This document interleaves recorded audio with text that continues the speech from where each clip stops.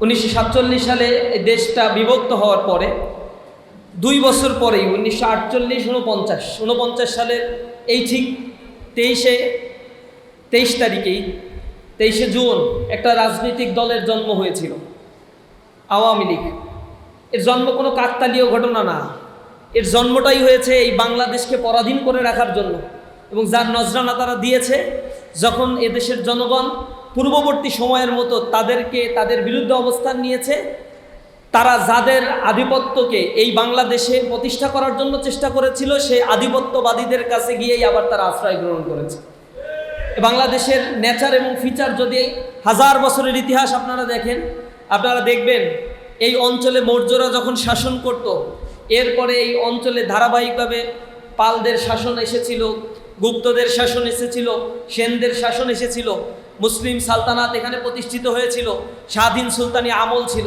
প্রায় 600 বছর ধরে মুসলমানরা যখন এখানে শাসন করেছিল, হিন্দু, মুসলিম, বৌদ্ধ, খ্রিস্টান কাঁধে কাঁধ মিলিয়ে সাম্প্রদায়িক সম্প্রীতির সাথে এই অঞ্চলে মুসলমানরা বসবাস করেছিল।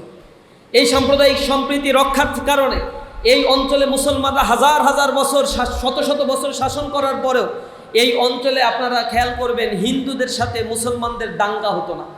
30% মুসলমান 70% হিন্দুকে নিয়ন্ত্রণ করত, নেতৃত্ব প্রদান করত, তাতে হিন্দু ও মুসলিমরা সন্তুষ্ট ছিল। হায়দ্রাবাদ নগরী 82,000 বর্গ মাইলের বিশাল এরিয়া, মাত্র 12% মুসলমান 80% হিন্দুকে নিয়ন্ত্রণ করত, নেতৃত্ব দিয়েছিল শত শত বছর ধরে। হিন্দুদের তাতে কোনো কথা ছিল না।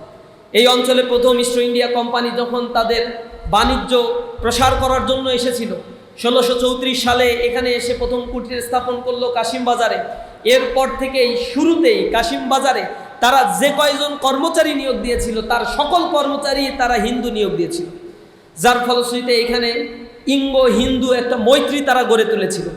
এরপর ধারাবাহিকভাবে হিন্দুদেরকে মুসলমানদের বিরুদ্ধে খেপিয়ে তোলে, মুসলমানদের শাসন ব্যবস্থার বিরুদ্ধে অনাস্থা নিয়ে এসে তিলে তিলে একটি বিভাজনের রাজনীতি এই অঞ্চলে ব্রিটিশরা করেছিল, যার ফলশ্রুতিতে হিন্দুরা বিভিন্ন সময় বিদ্রোহ করেছিল, যাতে রসদ সরবরাহ করা, অর্থ দেয়া এবং পেছন দিক থেকে বুদ্ধি পরামর্শ দেওয়ার কার্যক্রমগুলো পরিচালনা করেছিল এই অঞ্চলে এই ব্রিটিশরা আসার পর থেকে। এর ধারাবাহিকতা সর্বশেষ শেষ হয় 1757 সালে, কিন্তু তাও শেষ হয় না। 1757 সালের পরেও যখন মীর কাসেম বুঝতে পেরেছিল আমরা পরাধীন হয়ে যাচ্ছি, এরপরেও তিনি বিদ্রোহ করেছিলেন, কিন্তু তার নিকটাত্মীয়, তার আশেপাশের মানুষেরাই তাকে পরাধীন করার জন্য সবচেয়ে কার্যকর ভূমিকা রেখেছিল। 1757 সালে এই অঞ্চলকে স্থায়ীভাবে যে কয়জন মানুষের ব্যক্তিগত স্বার্থসিদ্ধির জন্য মির্জাফর, যিনি ক্ষমতার মোহে মোহান্বিত হয়ে, মহাবিষ্ট হয়ে এই জাতিকে চিরস্থায়ীভাবে পর্যুদস্ত করেছিলেন, এবং তার পরবর্তী ইম্প্যাক্টটা এই সোসাইটিতে এত করুণ হয়েছিল, লক্ষ কোটি মানুষ যেখানে জীবন দিতে বাধ্য হয়েছিল। এখানে মূল ইস্যুটা ছিল মির্জাফর, ঘসেটি বেগম, উর্মিচাঁদ, রায়দুল্লভ। এরা কিন্তু দূরের কোনো মানুষ ছিলেন না, এরা নবাবের একেবারেই কাছের ছিলেন। কেউ ছিলেন নবাবের সেনাপতি, কেউ ছিলেন তার অর্থমন্ত্রী, কেউ ছিলেন তার চাচি, কেউ ছিলেন তার পার্শ্ববর্তী খুব ঘনিষ্ঠ ব্যবসায়ী।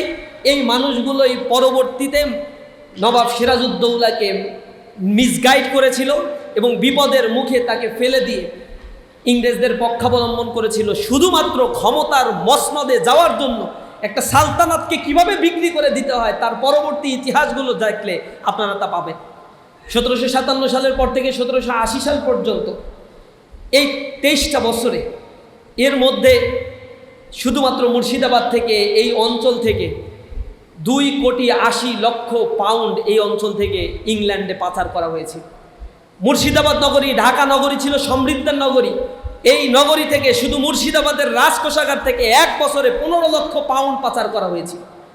এখান থেকে টাকা পাচার করে কলকাতা, ডার্ক নগরী, সেই কলকাতা নগরীকে গড়ে তুলেছিল। 24 পরগনা এলাকায় সেখানে বিশাল বিশাল জায়গির প্রদান করা হয়েছিল ব্রিটিশদেরকে। এক লর্ড ক্লাইভকে খুশি করার জন্য 2,34,000 পাউন্ড তাকে প্রদান করা হয়েছিল।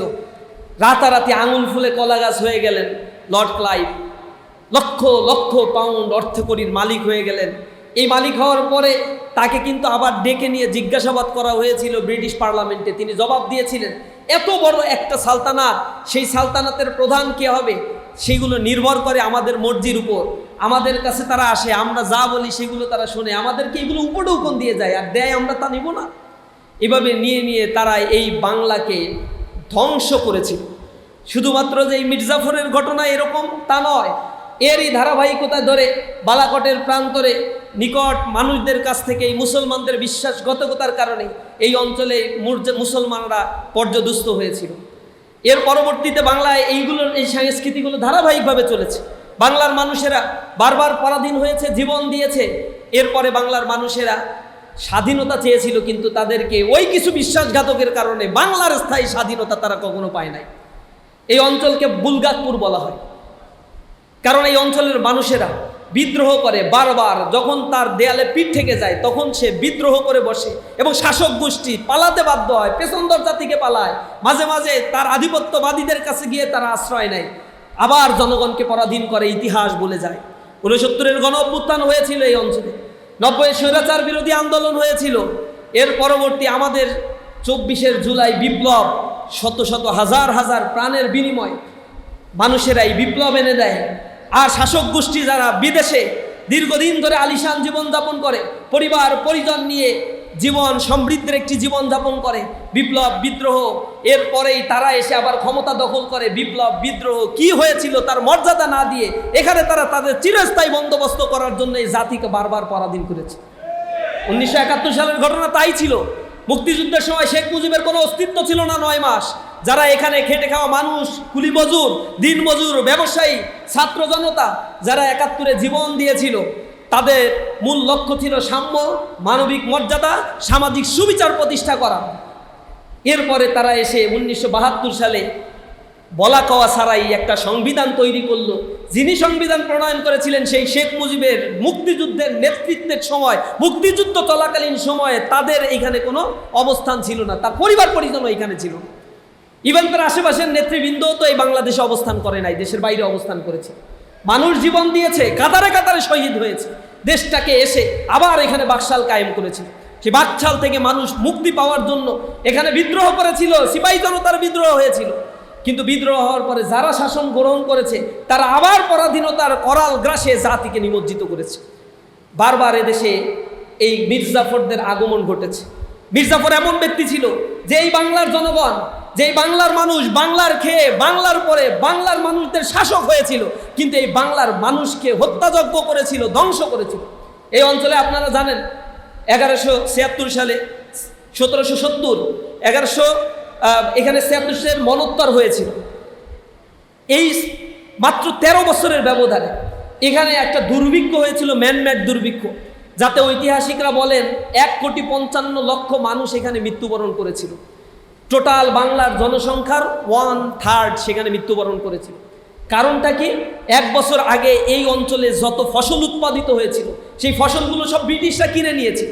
তারও আগের ঘটনা, এখানে মির্জাফর যখন ক্ষমতায় ছিল তিনি এখানে যে কর আরোপ করেছিলেন তার পরিমাণ পূর্বের আলীবর্দী খাঁ বা নবাব সিরাজউদ্দৌলার সময় যা কর দেওয়া হতো তার চাইতে 32 গুণ বেশি কর এখানে আরোপ করা হয়েছিল। মিলিয়ে দেখবেন বর্তমানের সাথে ওই সময়ের সাথেগুলোতে মিলিয়ে দেখবেন। কর আরোপ করে টাকাগুলো নিয়েছিল। জমিদাররা যখন টাকা দিতে পারতো না এখানে চিরস্থায়ী বন্দোবস্ত করা হয়েছিল, সূর্যাস্ত আইন করা হয়েছিল। সূর্য ডোবার সাথে সাথে যদি জমিদাররা কর না দেয়, খাজনা না দেয়, তাহলে তাদের স্থাবর অস্থাবর সব সম্পত্তি তো নিবে। তার স্ত্রী, সুন্দর স্ত্রী থাকলে তাকে নেবে, সুন্দরী তার কন্যা থাকলে তাদেরকেও তারা অধীনস্থ করে নেবে। এই কারণে মুসলমান জমিদার যারা ছিল এই জায়গাগুলো ছেড়ে গিয়েছে, আর উর্মিচাঁদের মতো ব্যবসায়ীরা এইখানে বাসা বেঁধে তাদের মতো করে এই জমিগুলো তারা ব্রিটিশদের বন্দোবস্তের অধীনে তারা নিয়ে এসেছিল। এই পরাধীন করেছিল তারা। কাদেরকে তারা হত্যা করেছিল? কাদের জায়গার এখানে স্থাপন করতে গিয়ে খসিটি বেগমরা এই কনস্পিরেসির আশ্রয় নিয়েছিল। আজকে বাংলাদেশের ইতিহাস দেখেন, জুলাইয়ের পরবর্তী একটি স্বাধীন বাংলাদেশে আমরা যেভাবে চেয়েছিলাম এখানে একটি রাষ্ট্র সংস্কার হবে, কাঠামোগত সংস্কার হবে, বিচার বিভাগ স্বাধীন হবে, অর্থ ব্যবস্থা স্বাধীন হবে, জুডিশিয়ারি অ্যাডমিনিস্ট্রেশন তার পুরাতন সেই বন্দোবস্ত থেকে মুক্তি পাবে, দেশের অর্থ কাঠামো মুক্তি পাবে, চাঁদাবাজ, সন্ত্রাস, দুর্নীতি, গুম, খুন, হত্যাযজ্ঞ সব বাংলাদেশ থেকে দূর হবে, আইনের শাসন প্রতিষ্ঠা হবে। তারাও আমাদের এই নতুন বন্দোবস্তের কথা বলে 17 বছর 20 বছর ক্ষমতায় ছিল না, জনগণ মনে করেছিল বিদেশে গিয়ে তাদের চরিত্র হয়তো কিছুটা পাল্টেছে। কিন্তু কি চরিত্র পাল্টেছে?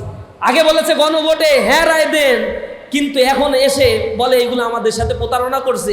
আমরা ওই সময় হ্যাঁ এর পক্ষে কথা বলছি, না হলে এই নির্বাচন দিত না আর জনগণ আমাদের ভোট দিত না। কতটা বেঈমান আর কতটা প্রতারণা। এরপরে তারা জুলাই সনদের যে সংস্কারগুলো বলছে, এইগুলো সংস্কার আমরা মেনে নেব। এখন আসার পরে 4-5 মাস পেরিয়ে গিয়েছে, বাধ্যবাধকতা 3 মাসের ছিল সংসদে এটা পাশ করতে হবে, সেগুলো তারা করে নাই। জুলাই সনদের ততটুকু তারা বাস্তবায়ন করবে বলে বলেছে যতটুকু তাদের স্বার্থের সাথে যায়। তারা বিচার বিভাগীয় স্বাধীন সচিবালয় চায় না, কারণ বিচারক নিয়োগের ক্ষেত্রে তাদের হস্তক্ষেপ লাগবে। তারা নিজেদের মতো করে আর এক স্বৈরাচারী বন্দোবস্ত তৈরি করবে। তারা চায় না এই রাষ্ট্রের কাঠামোগুলো সংস্কার হোক। তারা চায় না গুম খুন প্রতিরোধ অধ্যাদেশ বাস্তবায়ন হোক। তাহলে তাদের স্বৈরাচারী মনোভাব তারা আর বাস্তবায়ন কেন করতে পারবে না? তারা ব্যাংক রেজুলেশন অধ্যাদেশ নিয়ে টালবাহানা করেছে। বাংলাদেশের অর্থনৈতিক খাতগুলোকে তারা ধ্বংস করে দিচ্ছে। চাঁদাবাজির হাত বদল হয়েছে। 100 দিনের শাসনে 600 মানুষকে হত্যা করা হয়েছে, তার কোনো বিচার হচ্ছে না। নির্বিচারে দিনে দুপুরে মানুষকে কুপিয়ে হত্যা করা হচ্ছে, তাদেরকে আবার 2 দিন পরে জামিন দিয়ে দেওয়া হচ্ছে।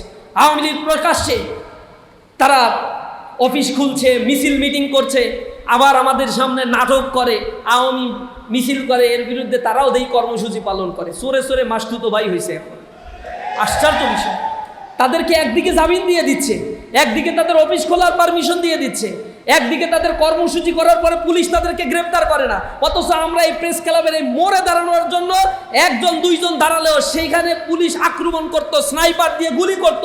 এরপরে কাউকে ধরতে না পারলে মামলা করে গণহারে গ্রেপ্তারের অভিযান তারা পরিচালনা করত।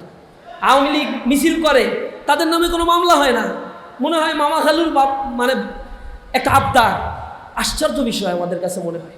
আবার বলে যে না, তারা গোপনে করে, কিভাবে ধরব? আবার মন্ত্রী, স্বরাষ্ট্রমন্ত্রী অভিনয় করে, চমৎকার অভিনয় করে। বলে একটা দলের তো 23 তারিখে তাদের প্রতিষ্ঠাবার্ষিকী। খুব আশ্চর্য হয়ে বলছে, একটা দল বলতে কোন দল? নিষিদ্ধ ঘোষিত। হ্যাঁ, এইটা বলে। মিডিয়ায় এইসব বিষয় বাতেলা মানুষ বুঝে না। তোমাদের শব্দগুলো, তোমাদের কর্মকাণ্ডগুলো জনগণ এখন বুঝে গিয়েছে। এর আগেও ক্ষমতায় থাকাকালীন সময়ে এই দেশকে তারা দুর্নীতিতে চ্যাম্পিয়ন করেছিল, এই দেশকে তারা করদ রাজ্যে পরিণত করার জন্য কনস্পিরেসি করেছিল। আজকেও আমরা দেখতে পাচ্ছি কার ইন্ধনে, কার সাথে মুসলেখা দিয়ে এসে এই বাংলাদেশকে আবার নতুন বন্দোবস্তের যে সূচনা আমরা চেয়েছিলাম, তা থেকে এই বাংলাদেশকে অন্য একটি খাতের দিকে নিয়ে যাওয়ার জন্য কারা চেষ্টা করছে, কিভাবে চেষ্টা করছে। সুতরাং এই পলাশির আলোচনাগুলো ইসলামী ছাত্র শিবির তার প্রতিষ্ঠা লগ্ন থেকে বাংলাদেশের ইতিহাসের এই ধারাপাতগুলোকে, রেখাগুলোকে অঙ্কন করার চেষ্টা করে। জাতির সামনে, যুবকদের সামনে, জাতির মানুষের সামনে এটা উপস্থাপন করার চেষ্টা করে। আমরা আমাদের দেশকে ভালোবাসবো। এদেশের সার্বভৌমত্ব কোনো বক্তব্য বিবৃতির মাধ্যমে আসে না। এদেশের সার্বভৌমত্ব আসে যখন এই দেশের অর্থ ব্যবস্থা, রাজনীতি, সংস্কৃতি, সমাজনীতি সব কিছুর মধ্যেই একটি আন্তরিকতা, প্রচণ্ড দেশপ্রেম, দেশের জন্য জীবন দেওয়ার মানসিকতা একটা জাতির মধ্যে যখন থাকে, সে জাতি তখন উন্নত হতে পারে। আমরা সেই জাতি গঠনের জন্য ইসলামী ছাত্র শিবির কাজ করছি। আমাদের মিশন এবং ভিশনকে আমরা নির্ধারণ করে দিয়েছি, সমৃদ্ধ বাংলাদেশ গড়ার লক্ষ্যে সৎ, দক্ষ, দেশপ্রেমিক নাগরিক আমরা তৈরি করতে চাই। আমরা এই দেশে এমন কোনো মানুষ তৈরি করব না যারা এদেশে জন্ম নিয়ে এই দেশ থেকে বিলিয়ন বিলিয়ন ডলার পাচার করে দেয়। আওয়ামী লীগের সময় ভূমিমন্ত্রী ছিলেন যার পৃথিবীর বিভিন্ন জায়গায় 558টা ফ্ল্যাট আছে, বাড়ি আছে, বাড়ি কিনছে 558টা। একজন মানুষের কয়টা ফ্ল্যাট প্রয়োজন বসবাস করার জন্য কল্পনা করেন। হাজার হাজার কোটি টাকা পাচার করে দিয়ে দুবাইতে আলিশান জীবনযাপন করছে, সিঙ্গাপুরে আলিশান জীবনযাপন করছে। তাদের পা একটা থাকে বিদেশে, আর একটা থাকে দেশে। যখন কোনো বিপদ বাধে বিদেশে চলে যায়, আর কিছু টাকা পয়সা দিয়ে এদেশের কিছু নেতাকর্মী আছে তাদেরকে রাস্তায় নামায়। তাদের ছেলেমেয়েরা সব বিদেশে পড়াশোনা করে, চিকিৎসার প্রয়োজন হলে সাথে সাথে বিদেশে চলে যাবে। অথচ এদেশের সরকারি স্বাস্থ্য খাতের এত দৈন্য দশা, জনগণকে বলে তোমরা নাকি মালিক, আমরা নাকি দেশের মালিক। আর এই মালিকদের সাথে যে আচরণগুলো করে এই দেশের প্রজারা, গণপ্রজাতন্ত্রী বাংলাদেশের সরকার, এই প্রজারা এদেশের মালিকের সাথে যে আচরণ করে, এই দেখলে পূর্ববর্তী যারা রাজারা ছিল তারা হাসে আসলে, যে কপাল ভালো, এই প্রজা আর রাজার সংজ্ঞাটা আমাদের সময় এমন ছিল না। আমরা নাকি দেশের মালিক, আমাদের টাকাগুলো লোপাট করে নিয়ে যাচ্ছে ব্যাংক থেকে। প্রতিকার চাইতে গেলে আমাদেরকে আবার জল কামান মারে, আমাদেরকে আবার বের করে দেয়, বলে জামাতার শিবির, তোমরাই এসে এখানে প্রতিবাদ করতেছো। তা আমাদের ব্যাংকে টাকা রাখলে আমরা প্রতিবাদও করতে পারবো না, আমাদের ট্যাগ দিবে। এরপরে আর না পেরে এখন সংসদের দ্বারা বলতেছে না এদের সাথে আর তো হয় না, তাইলে জামাতকে এখন নিষিদ্ধ করতে হবে। আর কিছু না পাইলে তখন রাজাকার আলবদর, যখন বলা হয় যে না রাজাকার আলবদর যে বলছো, এটার সাথে তো তোমাদেরও একটা সম্পর্ক আছে, তোমাদের প্রতিষ্ঠাকালীন সদস্যদের মধ্যে অনেকেই তো স্বীকৃত রাজাকার ছিল। বলছে না ওইটা নিয়ে আমাদের অতই নাই, তারা হচ্ছে পরবর্তীতে বাংলাদেশকে ওন করছে, তো এই কারণে ওইটা আর এইটা ভিন্ন। এদের নেতাকর্মীর তো ফাঁসি হয়ে গেছে, কারণ এরা স্বীকৃত রাজাকার ছিল। তা আমরা বলছি তোমাদেরও তো নেতাকর্মী দুই একজনের ফাঁসি টাসি হয়েছে, তাহলে ওইটা কি হয়েছে? বলছে না ওনাদের ব্যাপারে ষড়যন্ত্র করা হয়েছে। তো নিজেদের সাথে মিললে তখন মানে আশ্চর্য লাগে তাদের রাজনৈতিক স্ট্যান্ডগুলো দেখলে। পূর্ববর্তী যারা ছিল ফ্যাসিজম কায়েম করেছে, একই চরিত্রের দিকে তারা যাচ্ছে, কারণ রাজনৈতিক কোনো এজেন্ডা তাদের কাছে নাই। আমরা তাদের কাছে অনুরোধ জানাই, ইতিহাস থেকে শিক্ষা গ্রহণ করুন, এই বাংলার ইতিহাস পড়ুন, কিভাবে বারবার এখানে বিদ্রোহ করেছে, আর বিদ্রোহ করার পরে এই অঞ্চলের শাসকদের কি দশা হয়েছে। সেই দিকে যদি না যেতে চান, নতুন বাংলাদেশকে গড়ার জন্য কাঁধে কাঁধ মিলিয়ে একটি আত্মপ্রত্যয়ী, স্বনির্ভরশীল, সমৃদ্ধ একটি বাংলাদেশ গড়ার জন্য আপনাদের কাছে আমরা উদাত্ত আহ্বান জানাই। সকল গুম খুন হত্যাযজ্ঞের বিচার অনতি বিলম্বে এই বাংলার মাটিতে কার্যকর করার জন্য অনুরোধ জানিয়ে